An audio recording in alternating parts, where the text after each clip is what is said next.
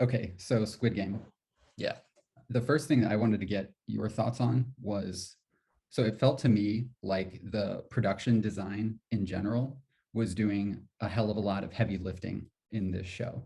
Mm. Um, I wonder whether the show would have been as popular and hyped as it was had it not had such interesting design, both in terms of the sets, the costumes, even the color coordination of everything seemed very well, it just seemed very designed. I'm just curious if you have thoughts about that. Yeah, I mean, you're not going to watch anything of that sort of heightened quality unless it has something that's very purposeful. I feel like, I mean, if it didn't have bright colors and just kind of an interesting off feel to it, then it may just fall by the wayside. I mean, probably like everybody, I saw the trailer and I was like, oh, I would watch that. Looks cool. But then I saw it was a whole TV series and then I was less interested in watching it, but it still drew me in enough to check it out. And I think that's part of why is it was like, oh, the design of this is actually pretty interesting. Sort of, I guess, a dystopian world where they're trying to shield you from this dystopia in a way. It's like you could almost remove the concept of it being like modern day in Korea. And if everyone was just living in that world, maybe that's what a fake world would look like, with the bunk beds and everyone wearing the same clothes that are all the same color, just having a number. I think people generally gravitate towards that sort of thing. Well, that element of it felt very similar to me as Black Mirror, especially the episode where basically everybody lives in some kind of facility and they have to ride bikes or do sort of fitness activities to accumulate points. Right. Yeah. While watching ads, essentially. So anyway, that vibe I felt like was really similar between the two things. Yeah, definitely. It's almost, I guess, maybe one of my bigger issues overall with Squid Game, even though I enjoyed it enough, was that it kind of felt like a collection of ideas from other things just put into its own, where we've already seen the sort of battle for your life. I mean, what's that novella, like The Most Dangerous Game? It's like basically what it is, just amplified to more people and more rich people. So I feel like that's super spot on. It's like that Black Mirror episode is very brilliant because I feel like it pushed the envelope a little. It was, treading on new ground, but this one just felt like, oh, it's a little bit like Battle Royale and it's a little bit like Black Mirror and it's a little bit like The Most Dangerous Game. It was just a little bit of everything. It almost felt made by committee. I know it's not, because I know people conceptualize these things and work on them for years and years, and supposedly this writer did exactly that, but it almost felt like just, I don't know, putting a bunch of things on the wall and just like randomizing, like, what are we going to do? Yeah, we'll do this. Some of it felt like a composite of many things that we've sort of seen before in shows and movies. I was thinking also about the Hunger Games and the whole young adult dystopian fiction trend that's been going on for 10 years in literature. I don't know if you've seen The Maze Runner or read The Maze Runner. I have not. I've not seen The Hunger Games either, but I'm familiar enough to know that it's a similar sort of like a fight for survival. Exactly. Filtered through sort of well-known games and rules. Sort of taking something that is in normal circumstances would be fun, recreational, and even comforting, I feel like, and then adding on top of that this like really horrific piece of it, which is like, in The Maze Runner, they're running through this massive maze, which is really cool, but it turns out, that in the maze there are these creatures that, chase them down and kill them, and they're like, why are we running through this maze all the time? So this show has a lot of that, where it's kind of like grabbing from a lot of different elements that have been really popular over the past 10 years and kind of putting them together. Yeah. Something else that just popped into my head that I realize is maybe not totally related, but kind of seems to me, at least, maybe the first media I saw that felt kind of like this was Cube, where you're just kind of like put into a scenario that, is like semi-familiar, but not familiar. And you don't know what's around the corner. And I think you're spot on with the idea of, it being familiar and comforting games, but made it's just uncomfortable. There's something really unsettling, I think, about the juxtaposition between those two elements. It's almost become a little bit of a cliche, I think, lately, but totally. But the idea of, I mean, the reference that's in my mind is, okay, you know how you have movies where there's occasionally like a character who's going to be tortured, and there's always like a torturer. Right. And the torturer, you could characterize that person in a bunch of different ways, but it seems like writers have converged on this idea that the creepiest type of torturer is the one who's almost friendly to you, the one who sort of seems gentle, like he would be a librarian otherwise, but he happens to be the one torturing you. And that's very disturbing somehow.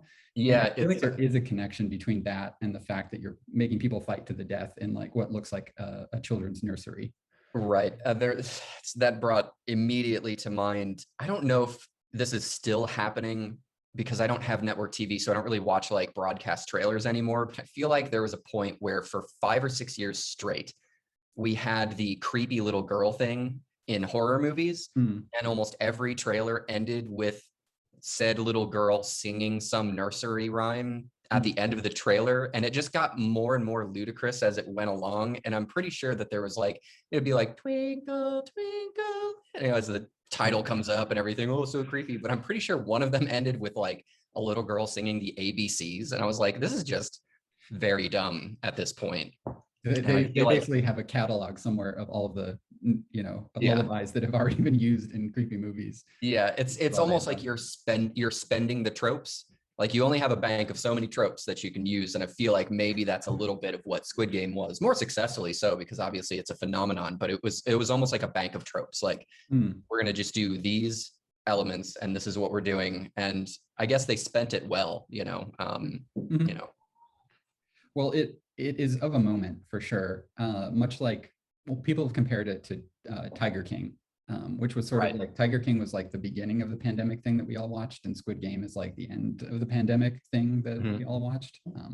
Whether or not what was beginning and ending is debatable, but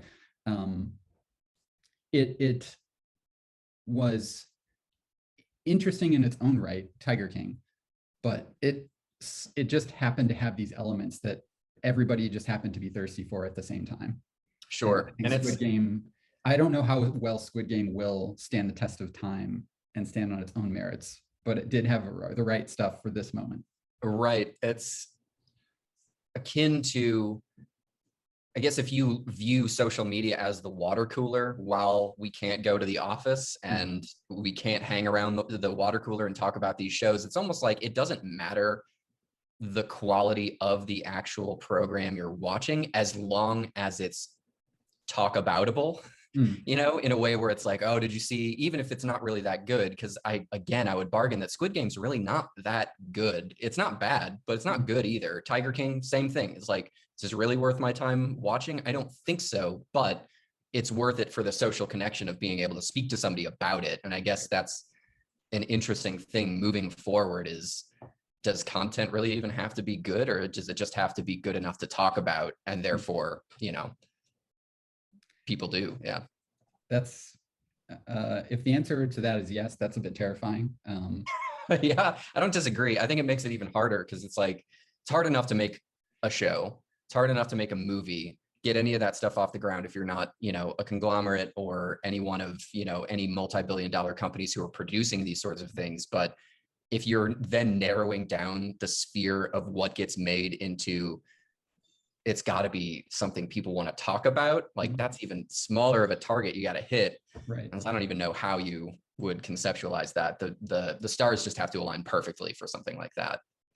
Well, there's different ways that can happen.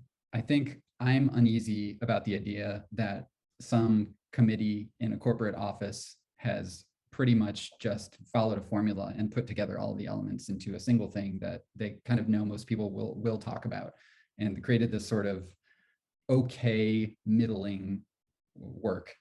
But then there's the other side of it where maybe an individual knowingly does that. And I find myself less uneasy about it when it's an individual artist who's like coming up with something and they're more choosing to try to incorporate elements that are of the moment. And as a slight digression, you know, I read the Count of Monte Cristo recently, and I was reading a bit about the background of the book, and he actually incorporates many elements into the whole book that were really just of interest to people around him at the time. One example is that at many points in the book, sort of after the Count of Monte Cristo begins his revenge plot, characters in the world will look at him and they'll observe how pale and how serious he is, and they'll speculate that he might be a vampire.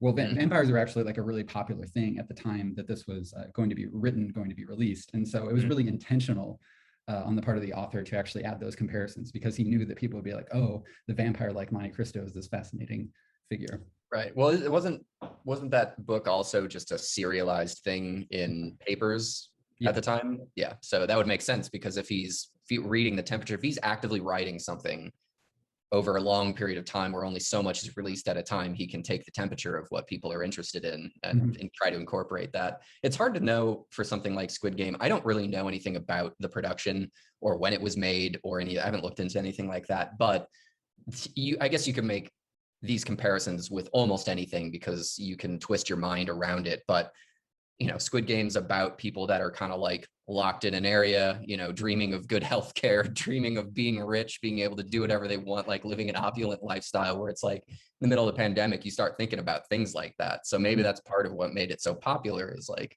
yeah, wouldn't it be great if I could just, make all this money doing games, like that'd be great. There's what's the word? It's wish fulfillment element of it. Right. I thought, and how much is it purposeful? I don't know. It's like, I guess it is in a way, because those are natural human things, but in relation to where we are right now for a pandemic, it's hard to know if that's intentional in that way or not. I would bargain to say no, but it might just have come out of the writer's sort of subconscious. Maybe it's, sure. He didn't necessarily need to know or explicitly think to himself, what are people hoping for? What are people wishing for? Let me write something that he may just have internally had feelings that happen to just mirror what everybody else mirror that doing. same thing. Yeah. I don't know. I feel like if I had one major, and I think a lot of people probably feel this way, if I had one major thing that just kind of pissed me off about this show, is I just really dislike that ending. And I think a lot of people really dislike that ending. It seems to be a common feeling on it. Well, okay, there are a few threads to the ending. What ending or what element of the ending are you referring to in particular? I'm referring to the fact that we are denied. I guess you can make arguments for this, obviously, but I just think it's a cheap way to end a series in which to set it up for more, when really what he was even in there for was to see his daughter or to get his daughter back. And then he just totally rejects that at the end. And it just makes it incomplete. It's like, I get it, not all stories are happy endings, and you want him to have a growth and an arc, and maybe that's not what real life is like, but it's like, come on, do we really, like, I almost bargain that when they made that scene, both in the script and on the day, they were like, we're going to do the ending where he gets onto the plane. And then they're like, well, let's just have one where he doesn't, just in case. And we'll, it'll at least leave it open if we want to do more. And they ended up going with the one where they're greedy and want more. I just find that to be disappointing, because it denies us any sort of closure on 9 hours of content, basically. Just cheapens it. Well, they set up the main internal conflict of the main character as really being all about him and his economic place, but also his relationship, with his daughter, and then kind of not bookend it on the other side with a really, really solid feeling of resolution. Did feel like a little bit of something kind of being taken away from me in favor of this very, very mercantile, like, nope, we just got to keep the door open for a sequel. Exactly. Where it's, I guess maybe the insult there is the concept that, I don't know, I hate being disrespected as an audience member. Like, this is one of my least favorite things, is just being pandered to and feeling like they obviously think I'm a moron. And I feel like what that does is suggest to me that there's no way that I would ever watch more of this unless it involved the people that were already in it. Or it's like, it's just lazy on their part, where if you want more, you should be able to figure out a way to do more. It doesn't have to involve this guy. It doesn't have to involve any of these characters we already know. Just do another one. and be creative. Like you're kind of just expecting like, well, nobody will watch it if we don't have all this those same guy, characters. Yeah. Yeah. No, that's a general pet peeve of mine as well. I would love to see more shows just sort of accept that certain characters died at the end, or certain characters moved on, or certain characters' story simply came to a conclusion, and they therefore did not need to be involved in whatever the follow-up was. Yeah. That would be very cool. Some shows seem to be bold enough to do that. When I think of anthology shows like True Detective, for example, that maybe could have figured out how to way to get Matthew McConaughey and Woody Harrelson back in it again for some other case, but they instead chose to just let's kind of have the same general premise. And yeah, it's that is an interesting case, because that's I think there's value in also just not needing to continue on a particular cash cow, where it's like those creators of True Detective, just in that example that you give, spent years developing True Detective, and it was good. They did a really nice job with that show. And then it was kind of, it feels like it was, well, that was really good. What else you got? Let's do another. Yeah. And then they rushed it out. It was hard. It was a shadow of itself. It wasn't nearly as good. When it should have just been, why can't this just be a limited one-time series that is just brilliant? Yeah. And then wait, it's like, I don't know. I just feel like part of it is the greediness to give content now, where I think if they respected the audience more, they would realize that we will be patient for something that's good. And to wrap that back around to Squid Game, here's your proof that you don't have to have recognizable people speaking English. People will watch. Those are two metrics that I feel like have been just disregarded by the American content system. Is like, if there's not somebody super famous in this, or if we're not speaking English in this show, like people just won't, no butts in seats. It's like the idea that like in the 1960s, like nobody's going to go see a black lead in a film. There's no way. You know, we're at that same precipice now where so many things would have just turned out so much better content wise if they just realized we are patient for good things. Yeah.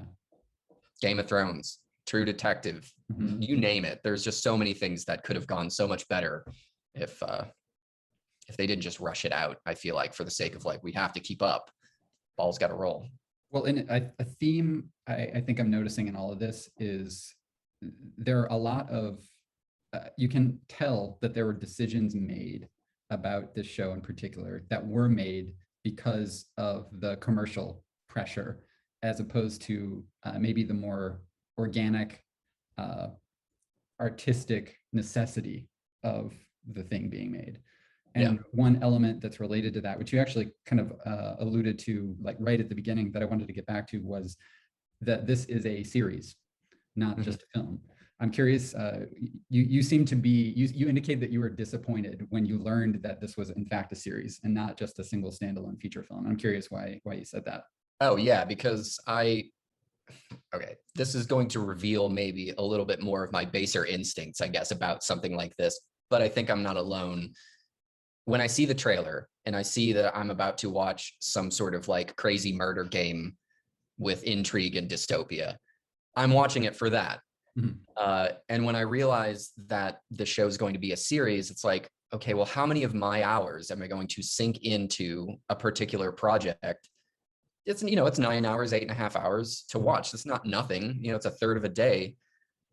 So I get disappointed because I feel like if it was just a feature film, it would have been a banger, would have been great. 2 hours, you know, like you probably even could have fit it into an hour 50 with all the same elements, speed it along, stop diluting it, don't stretch it out, all these little moments here and there.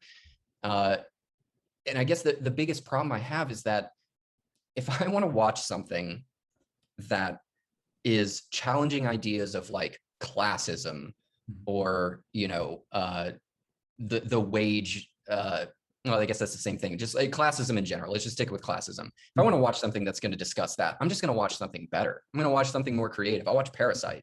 I'll watch Shoplifters.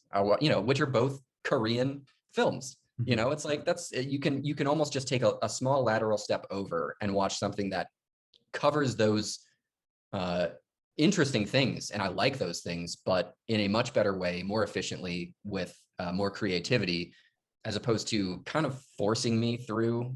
I guess forcing is the wrong word because I'm choosing to watch it, but forcing me through like these 5 or 6 minute dialogue scenes between characters to like truly understand who they are. It's like, I get it, you're trying to make me feel for them, so by the time they die, you have a little bit more of emotional resonance with them.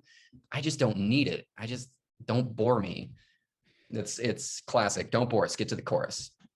Well, this show was inefficient, I felt, in a lot of ways. Some of the plotting I felt like could have been tightened. That is a minor quibble that maybe to talk about at another time. But I felt like in general there was too many scenes that dragged on. It's not to say the scene was done poorly. In fact, a lot of the times the scene got to the nugget of what it needed to be within 30 seconds. It's just that they chose to continue the scene on from that point for another 2 minutes. Right. Whether it's an emotional dialogue or a person being shown in pain, or a person trying to agonize over a decision they have to make. I'm having trouble coming up with a specific example, but it's all throughout the show. The sense of maybe trying to spread it a little bit too thinly. I don't mind a series. I feel like in this case, they probably could have collapsed it down to 4 or 5 episodes. I mean, it could certainly have been a feature film, but they could have done 4 or 5. I think the show would have been a lot more potent had they done that. Yeah, I agree wholeheartedly. And that's not to say I don't like a series. I love a series. It's just, what I don't appreciate is what feels like expanding for the sake of expanding. I think a perfect example of this is Chernobyl. There's a show that had no fat on it. It was perfect. It was 5 episodes and you got in and you got out. They could have expanded that to multiple seasons. Honestly, it's like so many characters, so much intrigue and I guess what's just aggravating, I would bet that everybody's most memorable episode of Squid Game is the marble episode. Okay. Just my guess, because of how tense it was between all these different characters. And obviously that's what they were growing the show for, because you have the moment where, I'm sorry, I don't know these characters' names off the top of my head, but you had Ali, and basically the villain of the Squid Game, who makes it to the end. He's not the brother, but he's like a friend or something. The investor. Yes, the investor. And you're watching their conflict with these marbles, and you know that one is going to be betrayed. It was like, that was very intense and it was very good. And you needed some sort of context to drive that home and make it affecting, so that when Ali dies, you're very sad about it. I just don't necessarily think that we needed nearly the level of expository, content to get us there. It's just more, it's simpler than that. It was just, we need 10 episodes or we need 9 episodes. We need this many hours of content. Let's get it at whatever cost. And at the cost of this, it was just, on one side, you have some really great moments, and then on the other side, you either have these really bad elements that I wish weren't there, or they're just boring, and I'm kind of waiting for them to be over. Yep. Yeah. Well, okay. So since we're almost at 30 minutes, maybe one more topic to hit, which is the future of Squid Game. So we had a little sort of bet, or a series of bets we were kind of trying to set up offline about what we thought was going to happen next. Yeah. Namely, like, will there be an American adaptation of Squid Game, or will there be a sequel? Will there be a prequel? What's your bet? Well, okay, so this is interesting because when we first talked about this, I probably still had like 3 episodes to go. I think I literally had just watched the Marble episode. Which is why I got to talking, because I felt like that was finally the moment where I was like, oh, that was pretty good. Like, that made everything up to that point worth it, because it was such a solid one-off episode. And I posed that question to you without knowing how the show itself ends. So I don't think I would have even asked, because clearly they're going for a sequel at some point.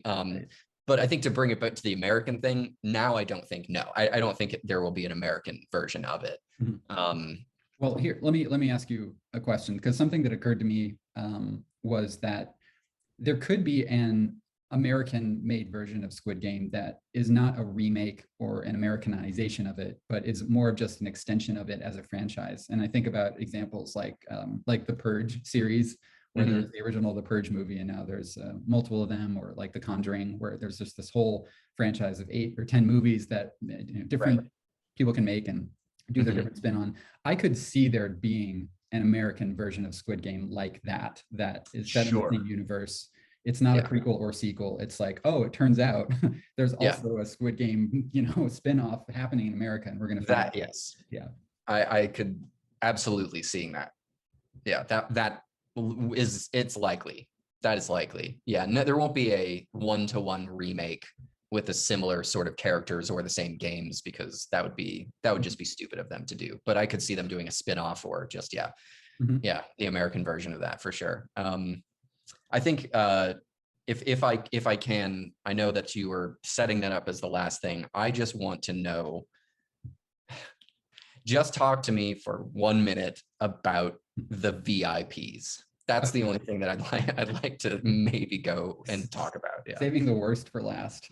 Yeah. Yeah. That was the hardest episode for me to watch, because I don't think it was directed well. I always hesitate to lay problems at the foot of actors, because you never know what sort of constraints they were under, what direction they were being given. And so my knee-jerk would be, my God, the acting was bad during that sequence. However, I don't actually know what was going on and what the actors were told to do. It could be that they were following instruction perfectly. So I'll just say in general, I thought that sequence was weak. It was cringy, too over the top, too much time spent with these VIPs. I think it would have been stronger had the VIPs simply just strolled in and not said anything. But instead they just kind of silent, assumed to be kind of nebulously creepy rich people. That would have been great. But instead we had to they each had to have their own personality. They had to talk to each other. We had to learn that one of them was a total sleazebag, and that just felt unnecessary and bad. Yeah. My take on it is they procrastinated on it. I know that's not correct, but that's how it feels to me, is that, it was written, and once production started, they're like, well, we got to figure out what we're going to do for these English speaking characters. And it's like, well, I don't speak English. Do you speak English? No, I don't speak English. Oh, let's figure it out later. Yeah. And then they got to it, and it was like, oh shit, we forgot. Who do we know that speaks any English at all? Well, we've got my American friend who has no idea how to do this at all, but we'll get him in.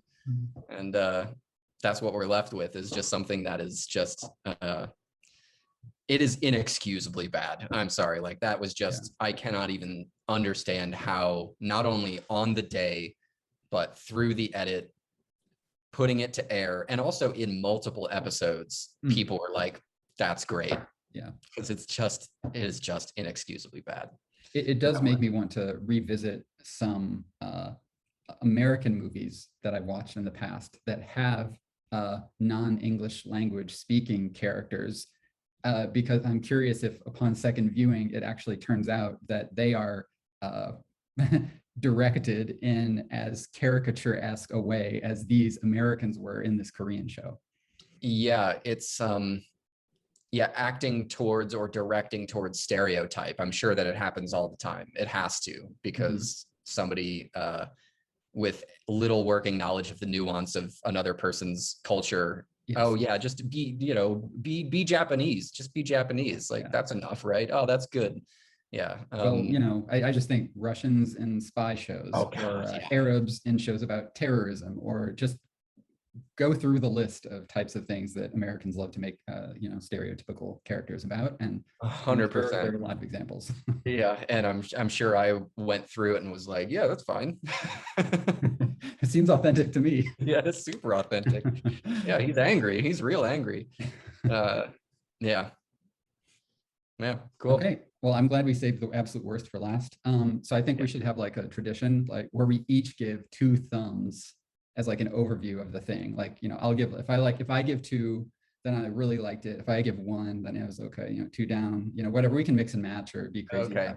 I'm just going to give 1 thumb up, and that I found it to be entertaining. It was watchable. It had some low spots, obviously a lot of criticism. So I have to, omit the second thumbs up. In general, I thought that it was fine.